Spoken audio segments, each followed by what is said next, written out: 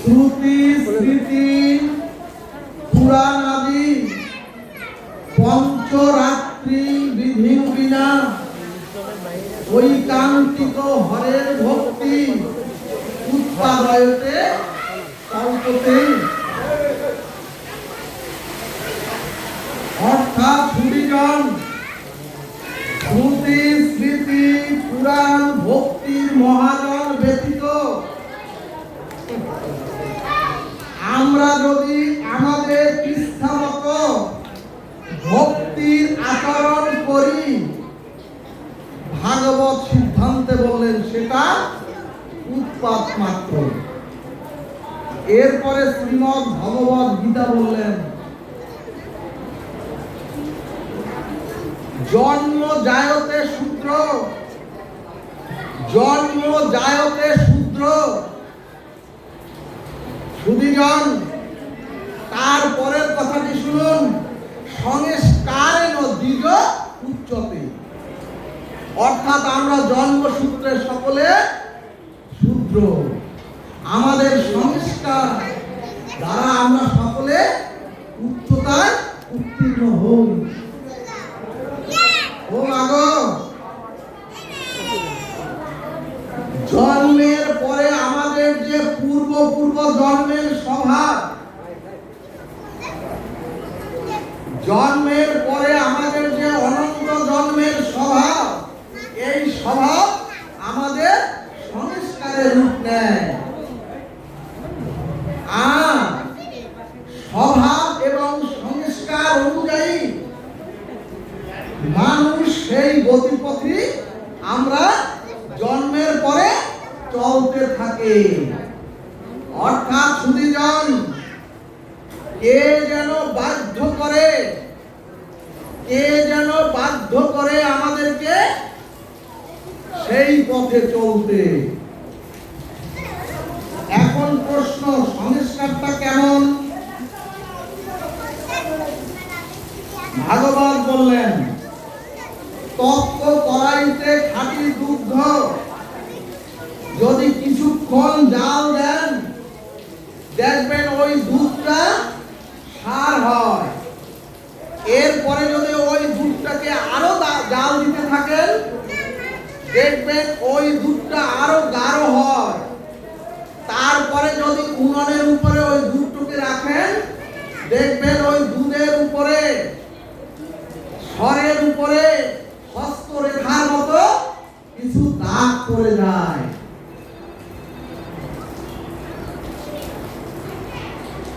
সুধীজন, ঠিক তদ্রূপ আমাদের জন্ম জন্মান্তরের যে কর্মের দ্বারা আমাদের জীবনেও যে একটা দাগ পড়ে যায়,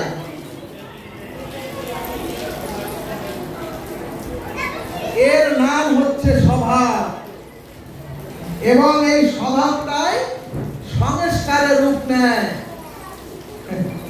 এখানে শ্রীমদ্ ভাগবত বললেন, ওগো মানুষ তার সংস্কারের স্বভাবে মানুষ বাধ্য হয়ে তার পথ চলতে সে বাধ্য হয়। কিন্তু সুধীজন, সে যদি চায়, সে যদি একান্তেও চায় আমি ভালো পথে চলবো, নিজের আত্মকল্যাণের পথে চলবো, এমনকি যদি সে ঐকান্তিক পথেও চলতে চায়, সে পারে না। তার ওই পূর্ব সংস্কারে তাকে টেনে নিয়ে যায়। শুনে যান, রাধে, মানুষ চলতে চায় কিন্তু সংস্কার তাকে টেনে পতনের পথে, অধঃপতনের পথে নিয়ে যায়। এখন প্রশ্ন, সংস্কারটা কেমন? এখানে চৈতন্য ভাগবত দৃষ্টান্তে বললেন, এখনই যদি মায়ের গর্ভ থেকে একটু শিশু ভূমিষ্ঠ হয় এবং এ জগতে তো ওই শিশু কোনো বিদ্যা শিক্ষা পাননি, ওই শিশু তো কোনো বিদ্যা শিক্ষা মায়ের কাছ থেকে বা কারো কাছ থেকে পায়নি। কিন্তু সুধীজন, ওই সদ্যজাত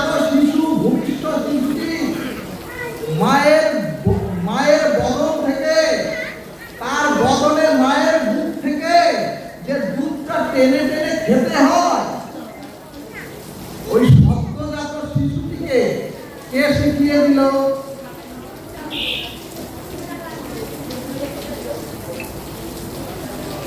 অর্থাৎ সুদীজন, মায়ের স্তনে মুখ দিয়ে বাচ্চা শিশুটি যে টেনে টেনে দুধ খেতে হয়, এই বুদ্ধিটা তাকে কে শিখিয়ে দিল? ভাগবত বলেন, ওগো বহু জন্মব্যাপী ওই শিশু বহু জন্মব্যাপী মায়ের স্তন পান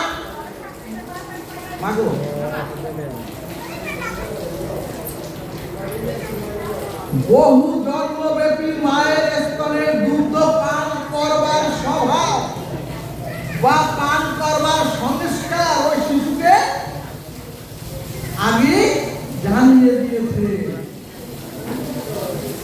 এরপরে হরিভক্ত বিলাস বললেন, বানর হনুমান গুলি দেখবেন এ ডাল থেকে অন্য ডালে লাফাতে থাকে, কিন্তু ওরা পড়ে গেলে ওদের হাত পা ভাঙে না, কিন্তু আমরা তো পারবো না। সুদীজন, বানর পারে, তার কারণ বহু জন্ম থেকে ওদের এক শাখা থেকে আরেক শাখায় লাফানোর অভ্যাস পূর্বেই ছিল। এরপরে মাগো একটি সদ্যজাত কুকুর বাচ্চাকে যদি এক্ষুনি জলের মধ্যে আপনি ফেলে দেন, দেখবেন ওই কুকুরের বাচ্চাটি জল সাঁতরিয়ে উপরে উঠতে পারে, তার জীবন বাঁচাতে পারে। কিন্তু উন্নত জাতের যে মানুষ, এই মানুষের বাচ্চা সাঁতার না শিখিয়ে যদি জলে ফেলে দেন, তাহলে তো জলে ডুবে মরবে। ঠিক তদ্রূপ আমরাও বাধ্য হই পূর্ব সংস্কার অনুযায়ী চলতে। এখানে সর্ববেদান্ত সার ভাগবত বললেন, ওগো ভজন ভক্তি তাকেই বলে, ওগো এই যে সাধন ভক্তি তাকেই বলে যে ওই পূর্ব সংস্কারের বিরুদ্ধে যুদ্ধ ঘোষণা করে সমস্ত স্খলিত পর্বত থেকে যে যুদ্ধ ঘোষণা করে, যিনি যুদ্ধ ঘোষণা করতে পারবেন তিনি এই ভজনে নিমিত্ত হতে পারবেন। সুদীজন, ভজন তাকেই বলে যখন সাধু গুরু বৈষ্ণবের চরণ ধুলির এই কৃপায় ওই সংস্কারের বিরুদ্ধে আপনি আমি যখন যুদ্ধ ঘোষণা করে আমার নিম্নগামী প্রবৃত্তি ভোগ প্রবৃত্তির মনকে ভগবত চেতনামুখী যেদিন করতে পারবেন, সেদিন আপনার ভজন শুরু হবে। ভাগবত বললেন, আমি তো বাধ্য হবই পূর্ব সংস্কার অনুযায়ী নিম্নগামিতার পথে চলতে, কিন্তু যেদিন আপনার স্বভাবজাত সংস্কারের বিরুদ্ধে, যেদিন আপনার ওই পূর্ব সংস্কারের বিরুদ্ধে আপনি আমি যেদিন যুদ্ধ ঘোষণা করতে পারব, অর্থাৎ যেদিন আত্মকল্যাণ আর উদ্ধারের চেষ্টায় ভোগ প্রবৃত্তির বিপরীতগামী হতে পারব, সেটাই হলো ভজন, সেটাই হলো সাধন। সুদীজন, এরপরে ভাগবত বললেন, ওগো ভোগ কখনোই কেউ সমাপ্ত করতে পারে না, বরং ভোগ আপনাকে ভোগ করে আপনাকে একেবারে ধ্বংস করে দেয়। জ্বলন্ত কাঠে যদি ঘৃত দেন,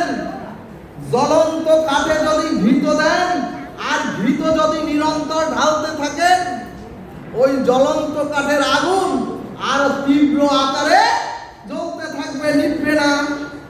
সুদীজন, রাবণ মন্দাদরীর মতো স্ত্রী পেয়েছিলেন, তবুও সীতার দিকে দৃষ্টি যাবে কেন? ভাগবত বললেন, ধ্বংস পতন তো হতে হবে, তবুও সুধীজন ভাগবত বললেন, ঈশ্বর কানের পাশে চুল পাকিয়ে নোটিশ পাঠিয়ে দিল,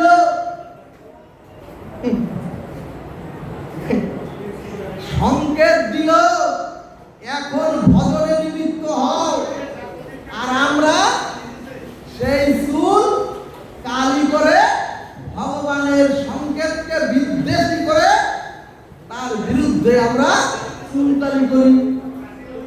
সুধীজন, ধর্ম মানে এই আচার অনুষ্ঠান উৎসব আর হই হুল্লোড় নয়।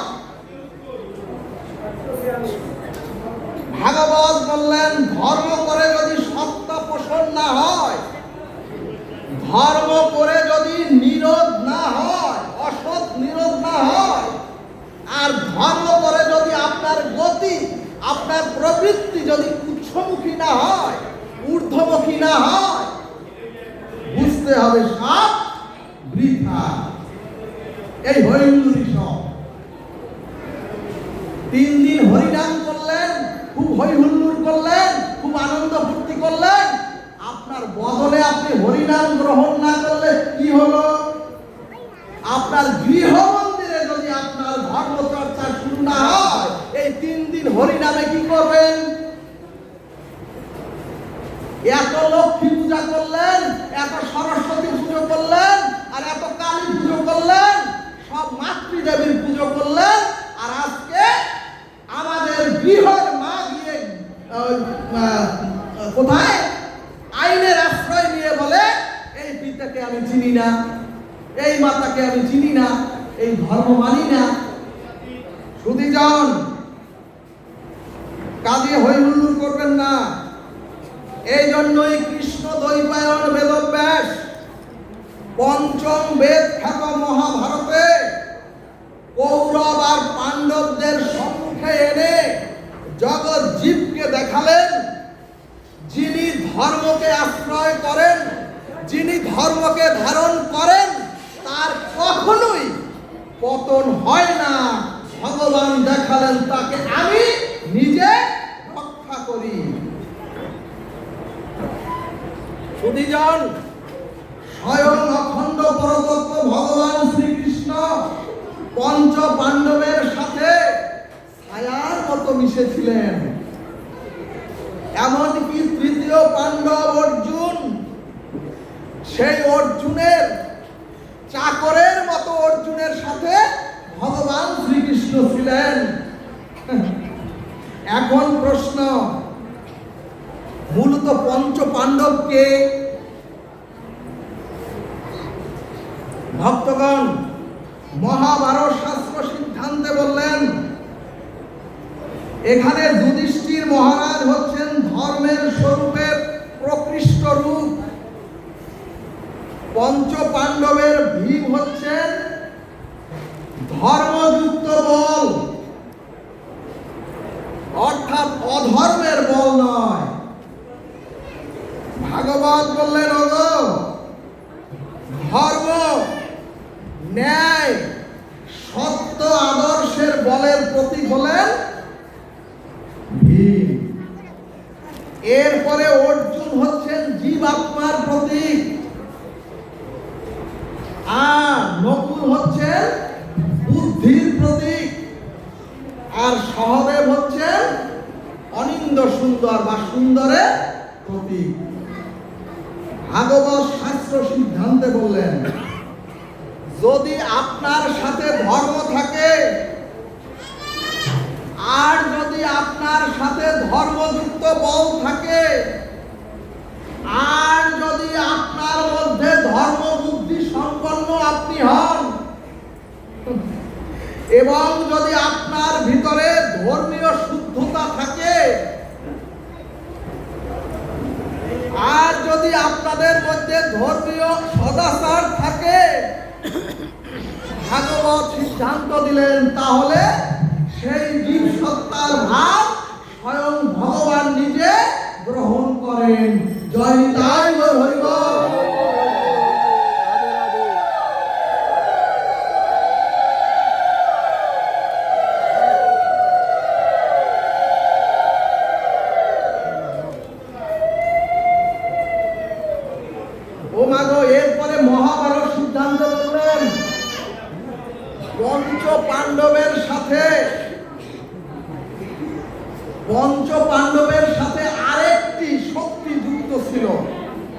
সেটি হলো দ্রৌপদী বা পাঞ্চালী।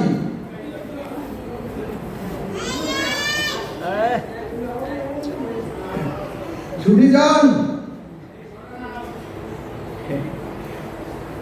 পঞ্চ পাণ্ডবের সাথে আরেকটি শক্তি ছিল, সেটি হলো দ্রৌপদী বা পাঞ্চালী। সুধীজন, শাস্ত্রের দ্রৌপদীর আবিধানিক অর্থ হলো দয়া বা করুণা। দ্রৌপদীর আবিধানিক অর্থ হলো দয়া বা করুণা। সুধীজন, আমাদের এই দেহের মধ্যেই আছে পঞ্চ পাণ্ডব, আবার আমাদের এই দেহের মধ্যেই আছে কৌরব, দুই পক্ষই। তাহলে দ্রৌপদী হলেন করুণা বা দয়ার প্রতীক। ভাগবত সিদ্ধান্তে বললেন, যদি আপনার সাথে বা আপনার মধ্যে যদি ধর্ম থাকে, কিন্তু যদি ওই ধর্মের সাথে দ্রৌপদীর দয়া যুক্ত না হয়, ভাগবত বললেন যদি আপনি ধর্ম সম্পন্ন হন কিন্তু যদি আপনার সাথে দয়া যুক্ত না হয়, ভাগবত বললেন তাহলে ওই ধর্মে জগতে মঙ্গল প্রতিষ্ঠা করতে পারে না। এরপরে ধরুন আপনার মধ্যে শুদ্ধ সাত্ত্বিক ধর্ম বল আছে, কিন্তু যদি ওই ধর্ম বলের সাথে আপনার দয়া করুণা না থাকে, ভাগবত বললেন তাহলে ওই বল সমাজে, সংসারে, চরাচরে সত্য সুন্দরকে প্রতিষ্ঠা করতে পারে না। এরপরে যদি আপনার সুমেধা হয়, আপনি যদি সুবুদ্ধি সম্পন্ন হন, তাহলে ভাগবত বললেন আপনি প্রকৃত সুন্দর নন।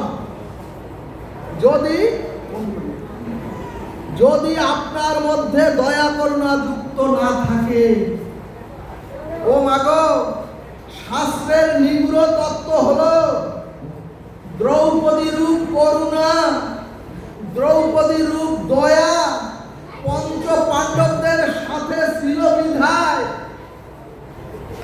ওই কুরুক্ষেত্রের যুদ্ধে, ওই কুরুক্ষেত্রের এই ময়দানে ধর্ম, বুদ্ধি, বল, মেধা বিজয়ী হয়েছে কুরুক্ষেত্রের যুদ্ধে। জয় নিতাই গৌর হরিবল। হরিবল।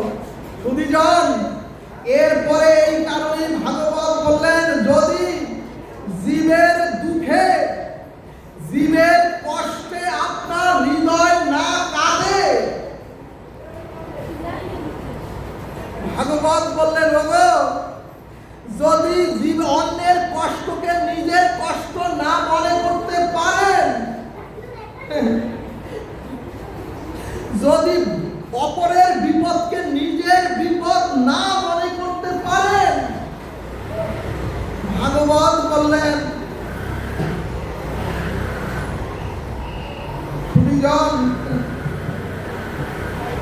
ভাগবত বললেন ওগো, আপনাদের মধ্যে এই দয়া করুণা যতদিনের না আসবে, ভাগবত বললেন আপনার মধ্যে প্রকৃত ধর্ম প্রতিষ্ঠা হবে না, সব বৃথা। মাগো, সনাতনী যুবক যুবতীগণ, পঞ্চ পাণ্ডবের স্ত্রী দ্রৌপদী এর প্রকৃত অর্থ জানে না, যার জন্য বিভ্রান্তিতে পড়ে, প্রশ্নের উত্তর দিতে পারে না। প্রকৃত দ্রৌপদীর প্রকৃত অর্থ হলো, আর পঞ্চ পাণ্ডবের স্ত্রী দ্রৌপদীর অর্থ হলো ধর্ম, বল, মেধা, বুদ্ধি আর সুন্দর, এই পাঁচটি গুণ শক্তির সাথে দয়া করুণা যদি যুক্ত হয়, সুধীজন বুঝতে পেরেছেন? যদি মেধা, ধর্ম, বল, বুদ্ধি আর সুন্দর এই 5টি গুণ শক্তির সাথে যদি দয়া করুণা শক্তি যুক্ত হয়, তাহলে তারাই এ চরাচরে বিশ্বজয়ী হয়ে মহাপ্রস্থানের পথে চলে যায়। জয় নিতাই গৌর।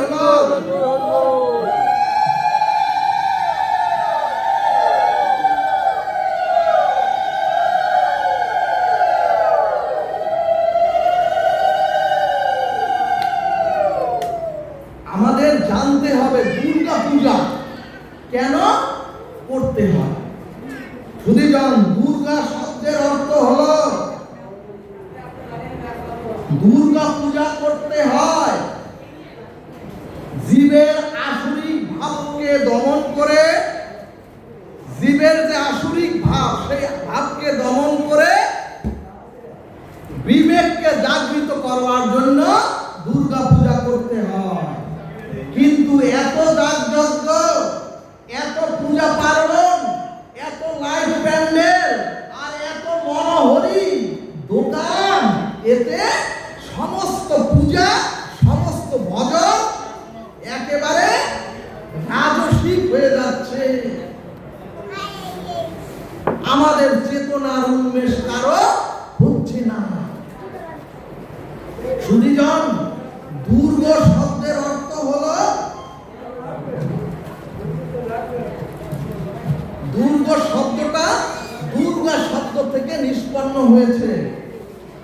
আর দুর্গা শব্দের অর্থ হলো যেখানে অবস্থান করলে বা চরাচরের যে স্থানে আপনি অবস্থান করবেন সেখানে সমস্ত ভয়, এ চরাচরের যে জায়গায় আপনি অবস্থান করবেন সেখানে সমস্ত শত্রু হতে রক্ষা পাওয়া যায় যেখানে, সেটার নামই হলো দুর্গ। অর্থাৎ দুর্গা পূজা মানে শক্তির পূজা, দুর্গা পূজা মানে মনুষ্য শক্তি, দুর্গা পূজা মানে যুব শক্তি, দুর্গা পূজা মানে জনশক্তি এবং দুর্গা পূজা মানে বিদ্যা শক্তি আর ভক্তি শক্তি একত্রিত করে, এই সকল শক্তি একত্রিত করে সমাজ থেকে যাতে আসুরিক শক্তি ভাবকে দমন করার জন্য দুর্গা পূজা করতে হয়। কিন্তু সুধীজন, এত সমাজের দুর্গা পূজা করলাম কিন্তু সমাজের দুর্গতি তো না হচ্ছে না, আরো দুর্গতি আমাদের চেপে ধরিতেছে চারিদিক থেকে। এই কারণে পূজা হয়। দুর্গা মায়ের ডাইনে দেখবেন আছে গণেশ বা গণপতি। সুধীজন, গণেশ শব্দের আবিধানিক অর্থ হলো বিবেক।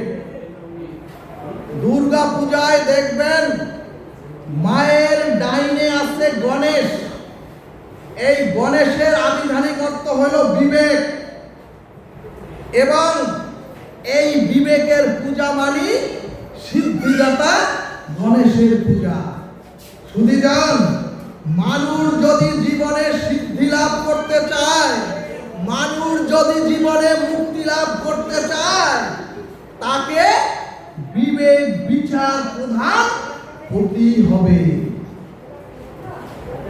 সুধীজন, ভাগবত সিদ্ধান্তে বললেন মানুষ যদি বিবেক সিদ্ধ হয় তাহলে সেই মানুষের মনুষ্য জন্ম সার্থক হয়ে যায়। বলো না গো রাধে রাধে। ভাগবত বললেন 5 দিন উৎসব করলাম, খুব আনন্দ উৎসব করলাম, গতানুগতিক মিলন মেলা হলো, আপত্তি নাই, কিন্তু দুর্গতি না হচ্ছে না কেন? আমাদের দেহের আসুরিক ভাব দমন হচ্ছে না কেন? সমাজ থেকে আসুরিক ধর্ম কেন ধ্বংস হচ্ছে না? ভক্তগণ, রামচন্দ্র, ভগবান রামচন্দ্র বেলতলাতে অকাল বোধন করেই তো রাবণ বধন করেছিলেন।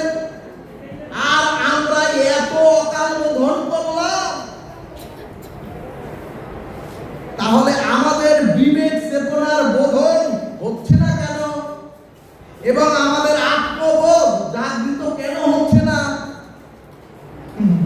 ভাগবত বললেন যদি বিবেক চেতনা আত্মবোধ না জাগে তাহলে এই পূজা, এই হরিনাম, এত আয়োজন করেও কোনোদিন আসরিক ভাব দমন হবে না, আর সমাজে দুর্গতিও নাশ হবে না, সনাতনীদেরও অধঃপতন কমবে না।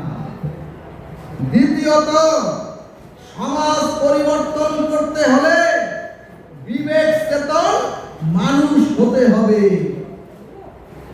প্রথমত বিবেক চেতন মানুষ হতে হবে। এরপরে ভাগবত বললেন শুধু বিবেক চেতন হলেই তো সমাজের উন্নয়ন হবে না। ভালো মানুষের সাথে সমাজের কল্যাণ করতে হলে এই যে মন্দির করতে হলে, মানুষের আত্মমানবতার সেবায় বিদ্যালয় সৃষ্টি করতে হলে, ভাগবত অনুষ্ঠান করতে হলে তো অর্থ দরকার। এজন্যই গণেশের পাশে আছেন লক্ষ্মী দেবী। সুধীজন, এজন্যই লক্ষ্মী দেবী, লক্ষ্মী হলেন ঐশ্বর্যের প্রতীক। অর্থাৎ সুধীজন, পৃথিবীর মঙ্গলময় সমাজ সেবা অর্থ দ্বারা হয় না। তবে ভাগবত বললেন ওগো সৎ পথের আয়ের অর্থ দরকার, সৎ পথের আয়ের অর্থ দরকার, এবং অসৎ পথের অর্থ দিয়ে এ সমাজের মঙ্গল কল্যাণ হয় না। এরপরে শাস্ত্র বললেন ভালো মানুষ হলো, অর্থ আপনার হলো, কিন্তু সুধীজন জায়গা, মন্দির, জাতি, এমনকি মা বোনকে রক্ষা করতে তো পারবেন না যদি আপনার যুব সমাজ জাগৃত না হয়। এই কারণেই আছেন যুবরাজ কার্তিক। সুধীজন, যাদের জন্য এই ভাগবত হয়, যাদের জন্য এই অমৃত সুধা ভাগবত অমৃত সুধা বয়ে যায়, সেই যুবক যুবতী ভাগবত আসরে দেখবেন আসে না। সমীক্ষায় দেখা গেছে এখন প্রায় 40% যুবক যুবতী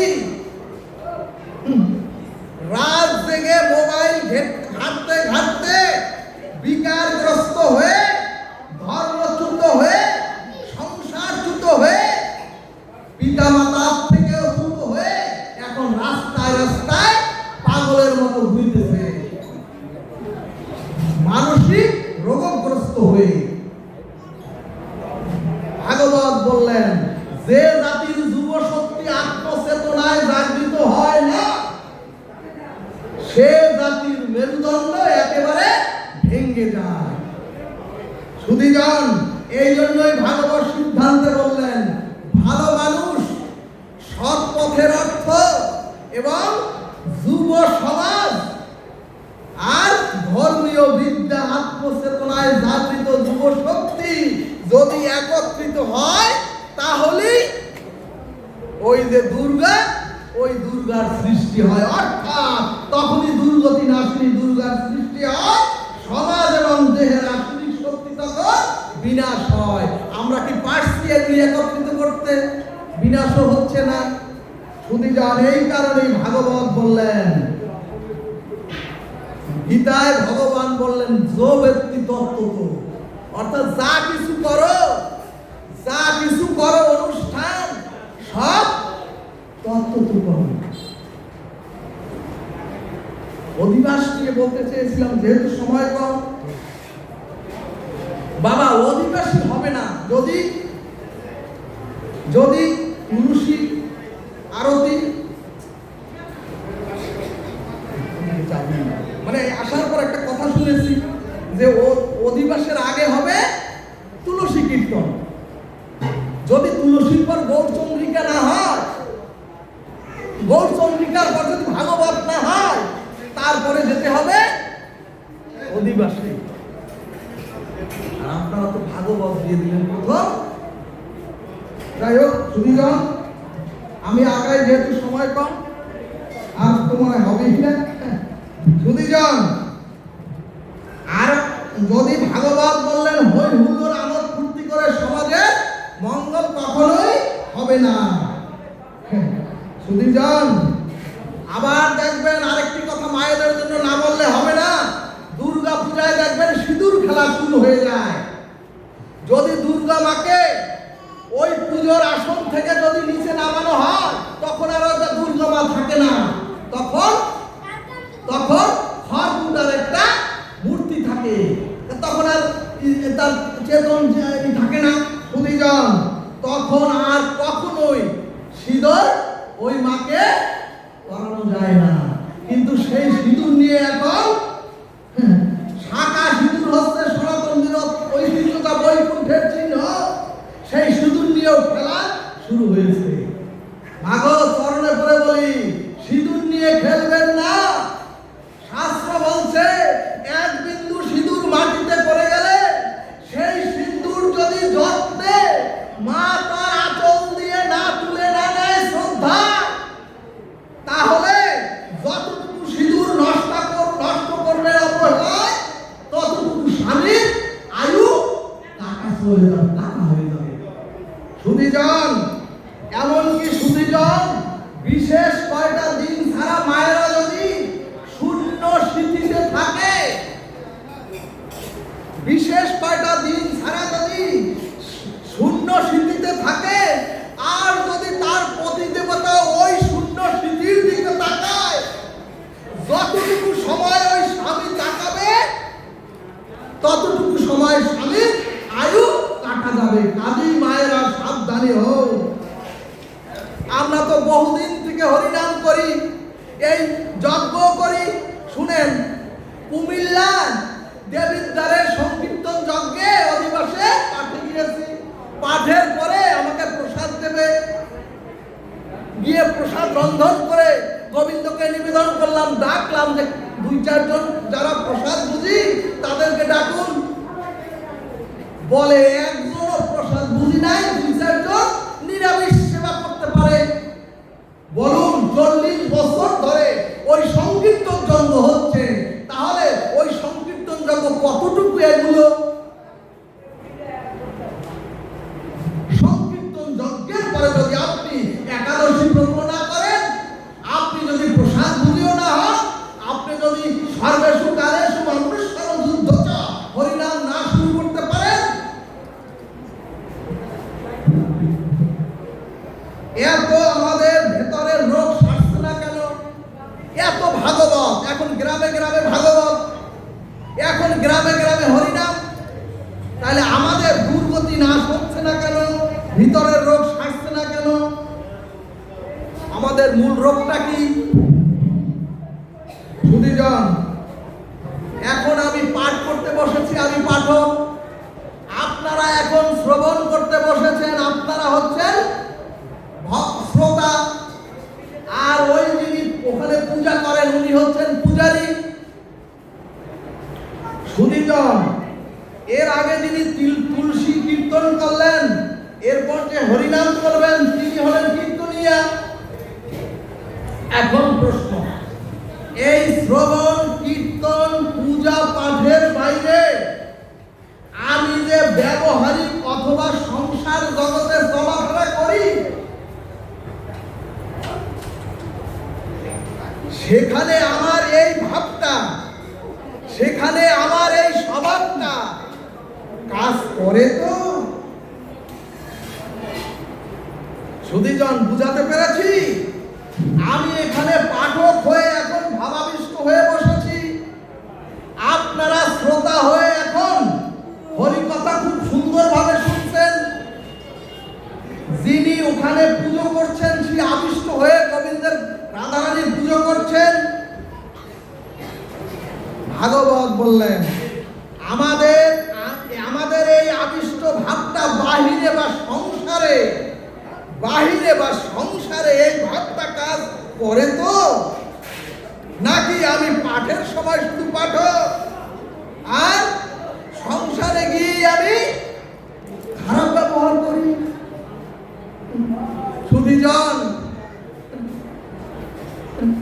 নাকি আমি পূজার সময় শুধু পূজারি, আবার পাঠকের সময় আমি পাঠক থাকলাম, কিন্তু ব্যবহারে স্ত্রী পুত্র পাড়া প্রতিবেশী সমাজ যদি তাদের সাথে আমার এই পাঠকগিরি, শ্রোতাগিরি, পূজাগিরি, কীর্তনিয়া এই ভাবটা না থাকে,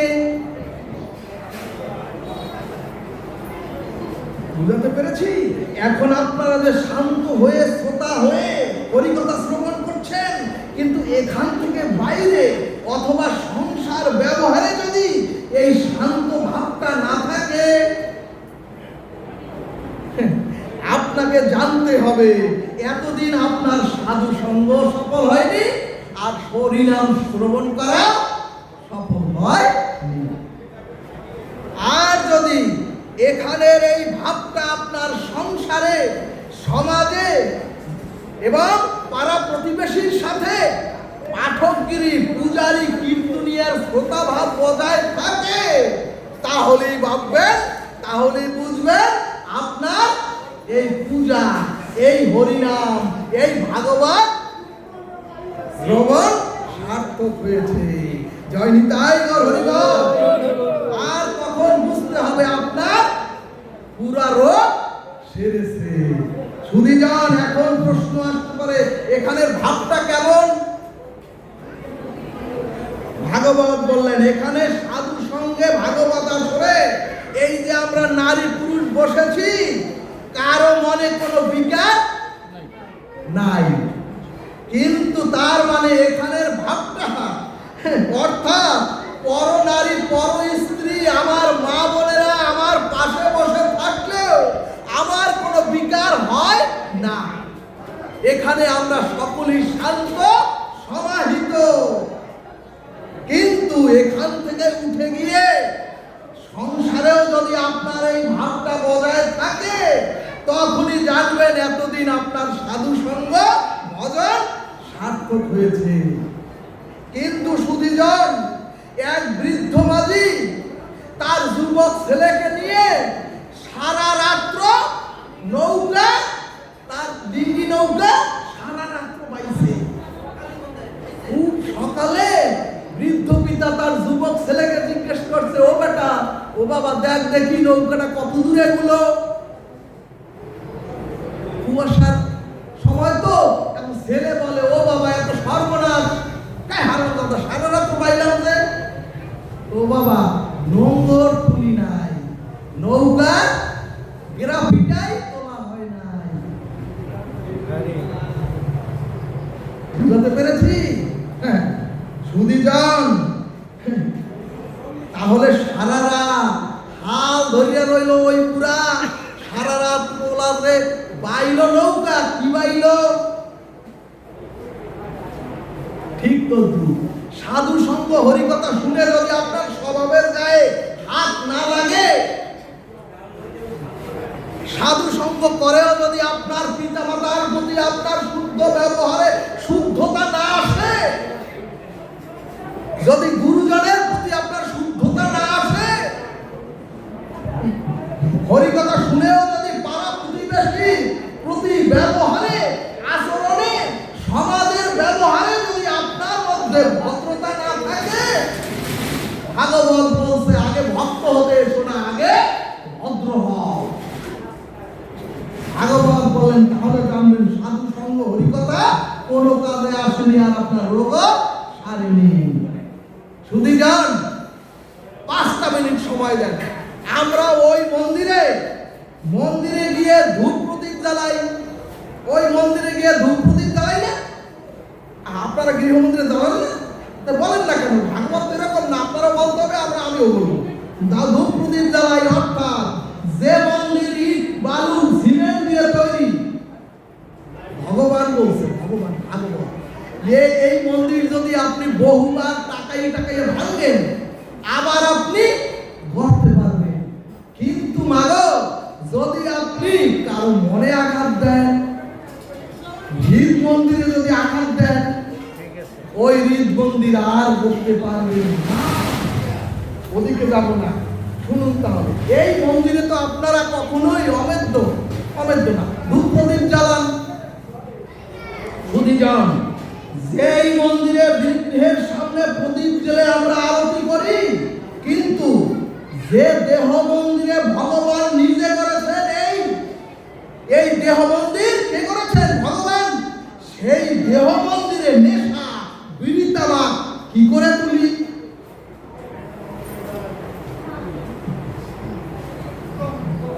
তাহলে জানবেন আপনার সমাজের গায়ে হাতও পড়েনি, আর আপনি কোনো ধার্মিক নন। কষ্ট পাবেন না, ভাগবত কষ্ট পাবেন না। ভাগবত মানুষকে সংশোধন করে, ভাগবত মানুষকে সংশোধন করে, ভদ্র করে, সুসংস্কার করে, দিব্য কান্তি দেহ তৈরি করে ব্রজের পথে চাকরি করে দেয়।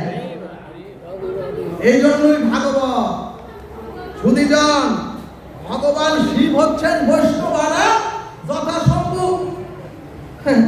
সেই শিব পূজায় আমরা নেশা ব্যবহার করি। আমাদের জানতে হবে, বুঝতে হবে, যিনি মহাযোগেশ্বর, যিনি সত্যম শিবম সুন্দরম, এবং যিনি সর্বদা পঞ্চমুখে হরিনাম করেন, তাকে দিচ্ছি আমরা নেশা। কিন্তু এই জাতিকে বোঝানো গেল না। এগুলো হিন্দু ধর্মের কোথাও লেখা নাই। এরপরে সুধীজন, আমরা কোন হিন্দুর মন্দিরে কোন অমেদ্য পেঁয়াজ রসুন তুলি না, মাছ মাংস তুলি না। কিন্তু সুধীজন, ভগবানের একাদশী তিথিতে এগুলো শ্রীনিবাস রূপী এই দেহ মন্দিরে তুলি কি করে? ভাগবত শাস্ত্র বললেন, পিতৃহত্যা, মাতৃহত্যা, এমনকি ব্রহ্ম হত্যা করলেও সেই পাপের প্রায়শ্চিত্তের বিধান ভাগবত শাস্ত্রে লিপিবদ্ধ করে দিয়েছিলেন। কিন্তু যদি জেনে শুনে কোন সনাতনী হিন্দু নরনারী একাদশী তিথিতেও পঞ্চশস্য খায়, তাহলে সেই পাপের প্রায়শ্চিত্তের কোন বিধান কোন শাস্ত্রে লেখা নাই। এরপরে সুধীজন, শাস্ত্র শব্দের অর্থ হচ্ছে যে আপনাকে শাসন করে সংশোধন করতে পারে, তাকেই বলে শাস্ত্র। এমনকি সুধীজন, মা বাবা মারা গেলে শ্মশানে নেশা দিতে হয়? বলুন, শ্মশানে মা বাবা মারা গেলে বিড়ি সিগারেট দিতে হয়? ভক্তগণ, এত বড় জাতির অধপতন হলে, কত বড় জাতির একটা অধপতন হলে এই ধ্বংসলীলায় মারতে পারে? অধপতন হলে পবিত্র জায়গায় কি করে নেশা দেয়?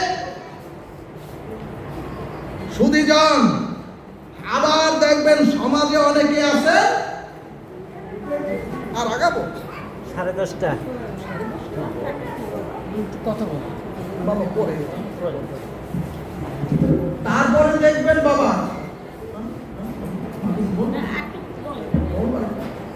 বলেন 10:30 টাইম আরো বিস্কুট আছে, বিস্কুট বলেন। আবার দেখবেন অনেকেই সমাজে কি বলবো, মালার থলি ঝুলিয়ে হরে কৃষ্ণ বলে কিনা? আবার দেখবেন তিলক মালা টিকিয়ে রেখেছেন, কিন্তু খবর নিয়ে দেখবেন মা বাবার পেটের ক্ষুধায়, মা বাবা গৃহ মন্দিরে পেটের ক্ষুধায় কষ্ট পায়, আর তিনি হরে কৃষ্ণ বলে।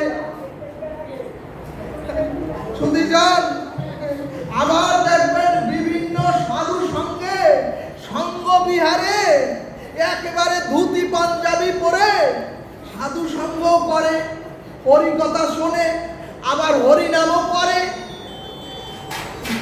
প্রচুর অর্থের বিনিময়ে তীর্থকথাকথিও করে। কিন্তু খবর নিয়ে দেখবেন মা বাবার পরনে ভালো একটি বস্ত্র নাই, দিনান্তে ওই গৃহে মা বাবা একটা চা খেতেও পায় না। আবার দেখবেন প্রচুর ছেলেমেয়েরা যদি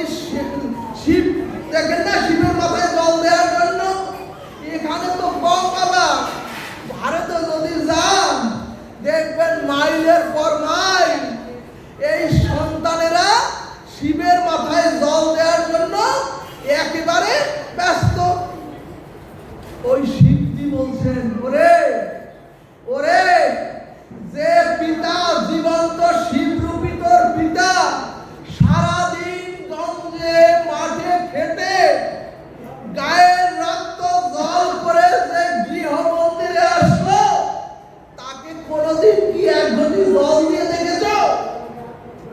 তার মাথায় কোনোদিন এক ঘটি বা এক কলস জল দিয়ে কোনো অসুস্থ সময় পিতা মাতার কিসেতে তোমরা দেখেছ? শাস্ত্র বললেন, ওরে জীবন্ত শিবরূপী পিতা যদি একটু জলের জন্য হাহাকার করে, ওরে যদি শিবরূপী পিতা সন্তানের মুখে দুইটা ভালো কথাও শুনতে না পায়, যদি এক কাপ চায়ের জন্য সন্তানের মুখের দিকে দিনান্তে পিতা মাতাও চেয়ে থাকতে হয়,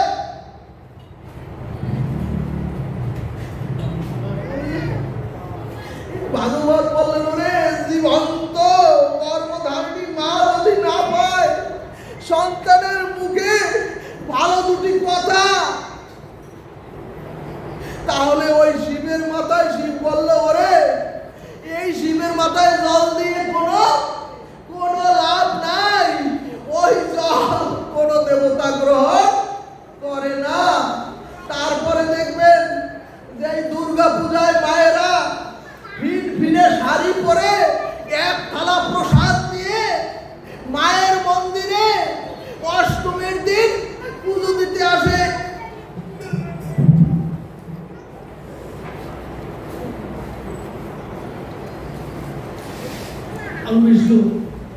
কিন্তু গৃহ মন্দিরের যে মা একটা সাধারণ বস্ত্রের জন্য একটা বস্ত্র অপেক্ষা করে রইল, যে মা বছরে একদিন একটা ফল খেতে পায় না, যে গৃহের বাবা সন্তানের কাছ থেকে কোনো সেবা সুখ পায় না,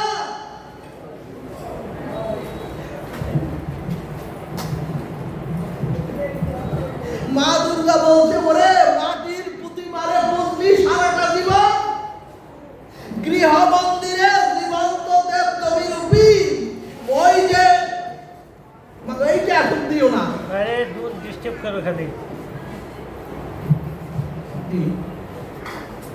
সুধীজন দুর্গা দেবী বলছে, ওরে মাটির প্রতিমা পুজলি, কিন্তু জীবন্ত দেব দেবী ওই পিতা মাতাকে তো বুঝলি না।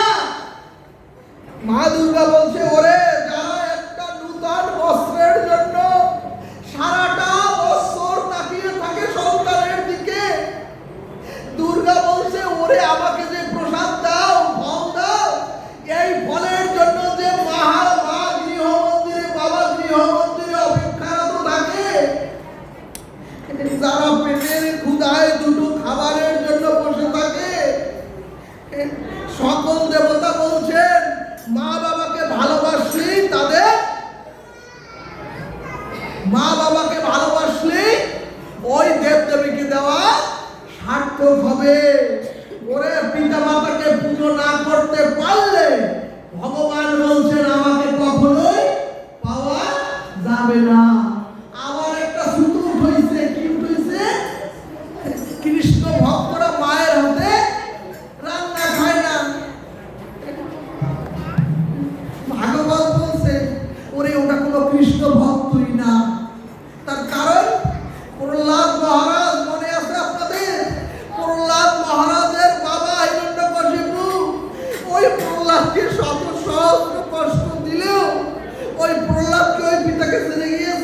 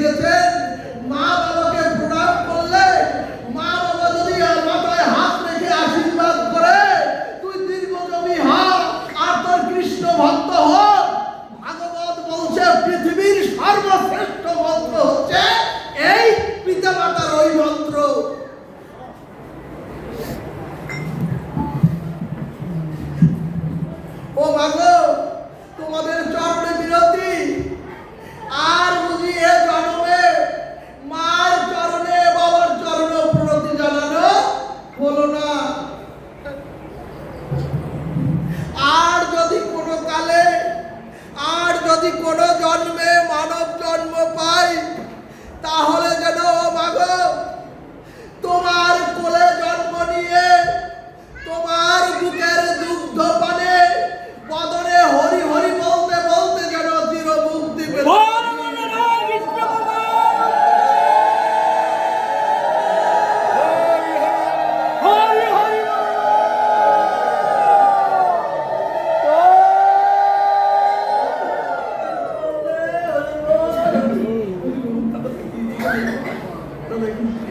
আর 10 মিনিট, আর 10 মিনিট, না না আর 10 মিনিট করেন আপনি, আমি তো করেন, আর 10 মিনিট করেন। 10 মিনিট চাই বাবা। আমরা তো শুনছি বাবা কালীয় দমন লীলা, কি বলবো, সময় তো কম, একটু সময় তো কখনো পাবো যাওয়া আমি তো আশা করছিলাম যে আপনি সাথে ওটা আপনারা শুনেন, কালীয় দমন লীলাতে শ্রী গোবিন্দ যমুনার কালীয় হ্রদের বিষময় জলে কালীয় নাগকে দমন করেছিলেন। ভক্তগণ, এই কালীয় দমন লীলার প্রতিপাদ্য বিষয় হলো আমাদের হৃদয়টাই হলো বৃন্দাবন। সুধীজন, বৃন্দাবনে তো আমি তো রাধাকুণ্ডে অনন্ত দাসজির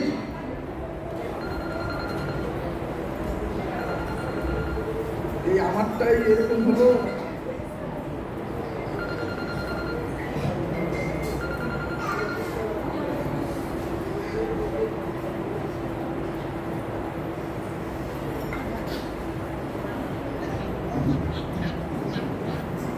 সুধীজন, এই কথাগুলি অনন্ত দাস মহারাজজির আমি স্নেহ ধন্য বাবা।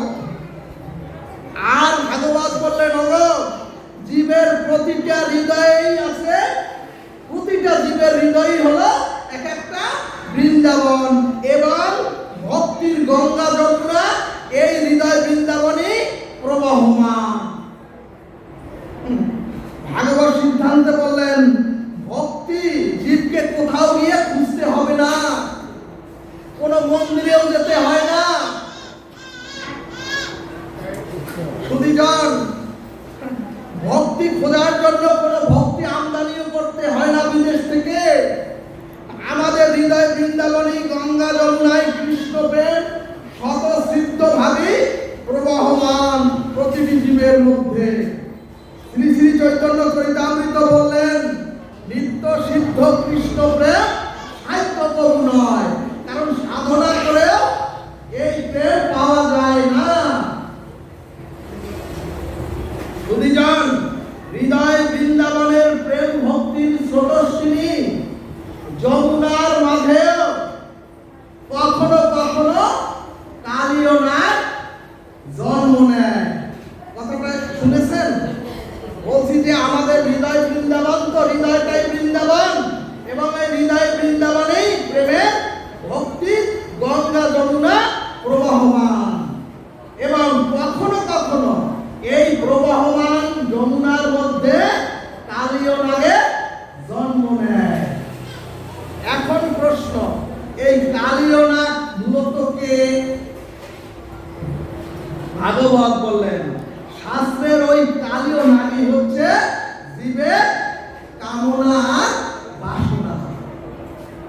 সুধীজন, ও মাগো, আমাদের হৃদয়ে যেমন বৃন্দাবন আছে, আমাদের হৃদয় বৃন্দাবনে যেমন প্রেম ভক্তির যমুনা গঙ্গা প্রবাহমান, সেই যমুনার মাঝে আবার বহু হেনাধারী, বহু বহু অনাধারী অনন্ত কাম প্রধরূপ বাসনা আছে।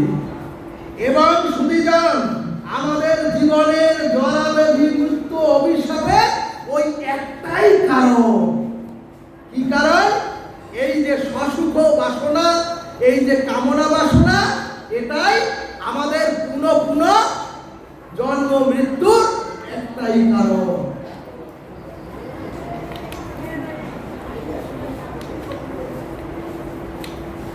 সুধীজন, কাম কামনা বিষয় কিন্তু বিষময় করছে আমাদের হৃদয়ে ভক্তি আর যমুনাকে।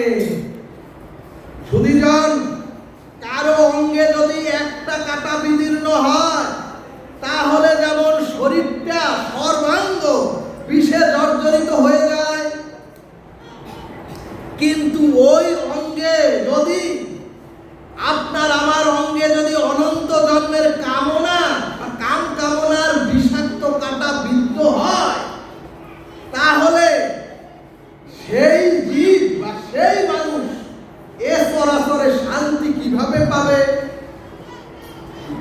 ভাগবত হচ্ছে সর্বব্রহ্মসূত্রে সারাক্ষাৎ সমাধি। এবং কালীয় দমন লীলায় ভগবান সংকেত দিলেন, যেদিন যমুনার কালীয় নাগের বিষে, যেদিন যমুনায় কালীয় নাগের বিষে বৃন্দাবনের বৃক্ষরাজিও জলে পুড়ে একেবারে ছারখার হয়ে গিয়েছিল, ঠিক তদ্রূপ আমাদের জীবনেও আজ দেখবেন সবুজতা নাই, আমাদের জীবনেও দেখবেন এখন আর সেই সৌন্দর্যতা নাই, সমাজে সংসারে দেখবেন কোনো শান্তিও নাই। আর শান্তির বাতাস প্রবাহমান এখন আর নাই, নির্মল বাতাবরণ নাই, পাখির কলকাকলিও এখন আর দেখা যাচ্ছে না। ঠিক তদ্রূপ আমাদের হৃদয়ে যমুনাতেও কামনা বাসনার বিষে জর্জরিত হয়ে আমরা আজকে সনাতনীরা একেবারে সঙ্গীত সুধা হারিয়েছি, সবুজতা হারিয়েছি, চারিদিকে বড় বড় বিষময় অবস্থা। এখন প্রশ্ন, এর থেকে পরিত্রাণ পেতে হলে কি করতে হবে? আপনারা তো জানেন, কালীয় নাগের মাথায় স্বয়ং গোবিন্দ তার পদযুগল, কালীয় নাগের মাথায় গোবিন্দ পদযুগল রেখেই ওই কালীয় নাগকে দমন করেছিলেন। অর্থাৎ হে জগৎজীব, তোমরা গোবিন্দের চরণ যুগলে স্থান নাও। এখন চরণ যুগলে সমর্পিত হওয়া এটা কেমন? সুধীজন, আপনি যদি গোবিন্দ চরণে সমর্পিত হন, তাহলে এর চারটা আপনার লক্ষণ থাকতে হবে। আর কি 25 পর্যন্ত, 10-25। সুধীজন, আপনি যদি মুখে মুখে বলেন হে গোবিন্দ আমি তোমার হলাম, ভাগবত বললেন এটা সমর্পণ হলো না। সুধীজন, এই আত্মসমর্পণের প্রথম লক্ষণ হলো আনুকূল্যস্য সংকল্প। গীতা যদি পড়েন, গীতার মধ্যে দেখবেন স্পষ্ট পাবেন, আনুকূল্যস্য সংকল্প অর্থাৎ ভগবানের চরণে তখনই আত্মসমর্পণের শুভ সূচনা হবে যদি আপনি যখন ভগবানের সুখ সেবার জন্য আপনি নিজের প্রজ্ঞা, যখন আপনি আপনার নিজের চাওয়া পাওয়াকে সম্পূর্ণ পরিত্যাগ করতে পারবেন, তখনই আপনার আনুকূল্যস্য সংকল্প হবে। চৈতন্য ভাগবত দৃষ্টান্ত দিলেন, একজন ভূতত্ত্ববিদ গঙ্গার ম্যাপ অঙ্কন করে, নিজের হাতে অঙ্কন করে গঙ্গাকে দর্শনের জন্য যখন গেলেন, তখন দেখেন নিজের হাতে অঙ্কনের সাথে গঙ্গার কোনো মিল নাই। তখন ওই নিজের অঙ্কিত ম্যাপটি ছুঁড়ে ফেলে দিলেন। ভাগবত বললেন, ওগো আপনার মনের মতো গোবিন্দকে বানাবেন না, আপনি গোবিন্দের মনের মতো হও। সুধীজন, আমরা ভগবানের আনুকূল্যের দিকে তাকাবো, অর্থাৎ ভগবানের সুখের দিকে তাকাবো। ভগবানের ভালোবাসায় আমার কোনো স্বাতন্ত্রতা নাই। অর্থাৎ সুধীজন, আমার বিদ্যা, আমার বুদ্ধি, জ্ঞান সবই ভগবানের প্রীতির জন্য, ভগবানের সুখ সেবার জন্য। এটাই আত্মনিবেদনের প্রথম লক্ষণ।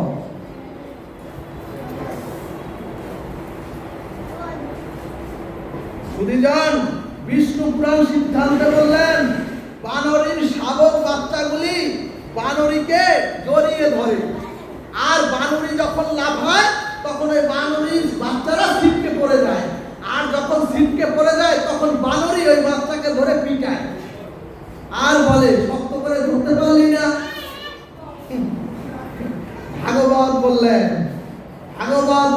ওই রকম শক্ত করে আমাকে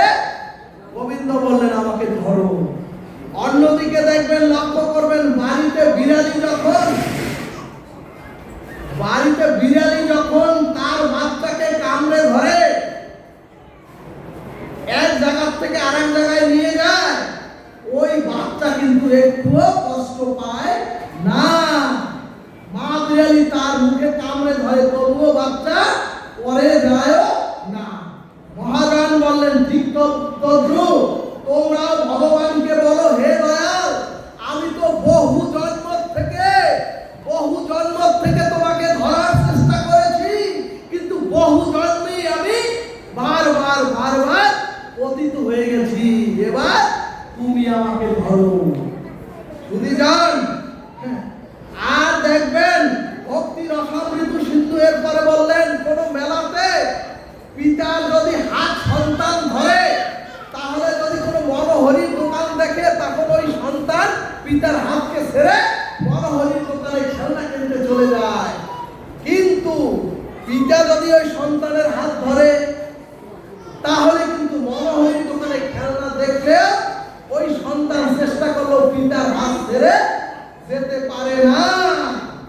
ভগবান বললেন, ওগো আমিও তোমাকে, ভাগবত বললেন, আমিও তোমাকে বহুবার ধরতে চেষ্টা করেছি, কিন্তু বারবার পড়ে যায়, এবার কৃপা করে তুমি ধরো। এরপরে আত্মসমর্পণে দ্বিতীয় লক্ষণ হলো প্রতিকূল্যস্য বিবর্জনম। সুধীজন, যখন আপনি ভক্তি বিরোধী, যখন আপনি শাস্ত্র বিরোধী, অথবা যখন ভগবানের প্রতিকূল আচরণ আপনার জীবন থেকে বাদ দিতে পারবেন, সেটাই হবে ভগবানের প্রতিকূলের বিবর্জনম। প্রথমটা যেমন ভগবানের সুখ সেবার জন্য আমার নিজেকে ব্যয় করব, আর এটা শাস্ত্র বিরোধী, ভক্তি বিরোধী থেকে আমাকে বিরত থাকতে হবে। কিন্তু সুধীজন, যত ভাগবত বলি আর যত হরিনাম শোনেন, এত সোজা না।